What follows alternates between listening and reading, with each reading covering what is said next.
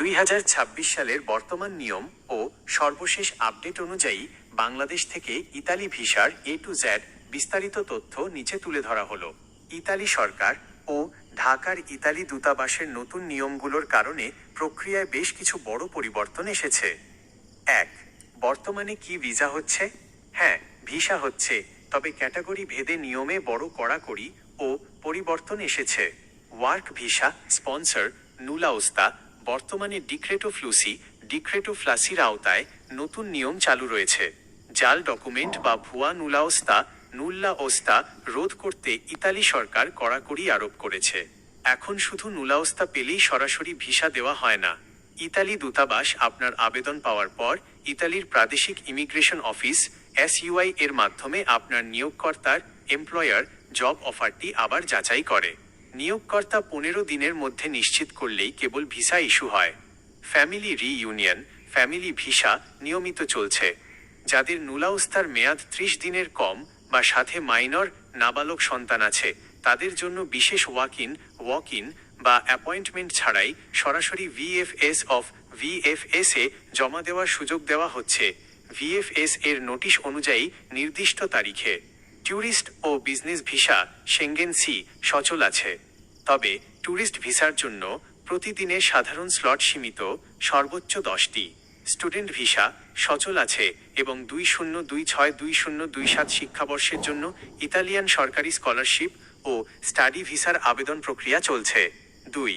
Visa হতে কতদিন সময় লাগছে? Processing time. ভিসার ক্যাটাগরির ওপর ভিত্তি করে সময় কম বেশি লাগছে। ট্যুরিস্ট, বিজনেস ও ফ্যামিলি ভিসা সাধারণত পাসপোর্ট জমা দেওয়ার পর 15 থেকে 25 কার্যদিবস ওয়ার্কিং ডেজ সময় লাগে। তবে ডকুমেন্টে কোনো জটিলতা থাকলে বা অতিরিক্ত যাচাইয়ের প্রয়োজন হলে সেটি 45 দিন বা তার বেশি গড়াতে পারে। ওয়ার্ক ভিসা নুল্লা ওস্টা কাজের ভিসার ক্ষেত্রে সময় এখন অনেক বেশি লাগছে। যেহেতু ইতালির ভেতরের অফিস SUI থেকে স্পন্সরের সত্যতা যাচাই বা জব কনফার্মেশন আসতে হয়, তাই অনেক ক্ষেত্রে পাসপোর্ট জমা দেওয়ার পর 3 থেকে 6 মাস বা তারও বেশি সময় লেগে যাচ্ছে। ভেরিফিকেশন শেষ না হওয়া পর্যন্ত অনেকের পাসপোর্ট সাময়িকভাবে ফেরত দেওয়া হচ্ছে এবং কনফার্মেশন এলে আবার ডেকে পাঠানো হচ্ছে। 3. আবেদনের টু জেড প্রক্রিয়া। বাংলাদেশ থেকে ইতালির ভিসার আবেদন প্রক্রিয়াটি মূলত VFS গ্লোবাল ঢাকার মাধ্যমে সম্পন্ন করতে হয়। ধাপগুলো নিচে দেওয়া হলো। ধাপ 1. নুলাওস্তা ও ডকুমেন্ট প্রস্তুত করা। কাজের ভিসা হলে ইতালির মালিকের কাছ থেকে ইস্যু করা বৈধ নুল্লা ওস্টা লাগবে, যা 22 অক্টোবর 2024 পরের আইন অনুযায়ী যাচাইযোগ্য হতে হবে।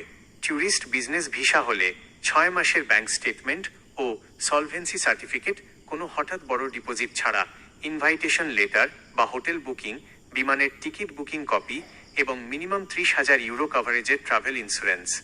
ডকুমেন্ট অ্যাপোস্টিল নতুন নিয়ম অনুযায়ী জন্ম নিবন্ধন বা নিকাহনামার মতো বাংলাদেশের পাবলিক ডকুমেন্টগুলো এখন আর ইতালি কনসুলার অফিস থেকে লিগালাইজড করতে হয় না।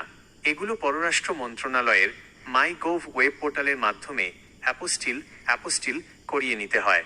ধাপ 2. ফর্ম পূরণ ও অ্যাপয়েন্টমেন্ট বুকিং। VFS গ্লোবালের ওয়েবসাইট থেকে ভিসার ধরন অনুযায়ী C টাইপ শর্ট টার্ম বা D type long term form download করে নির্ভুলভাবে পূরণ করতে হবে। কাজের ভিসার পোর্টাল। নতুন নিয়মে নুলাওস্তা হোল্ডারদের VFS এর বিশেষ ওয়েবফর্ম পোর্টালের bfseu.mute.com এর লিঙ্ক মাধ্যমে আবেদন শুরু করতে হয়।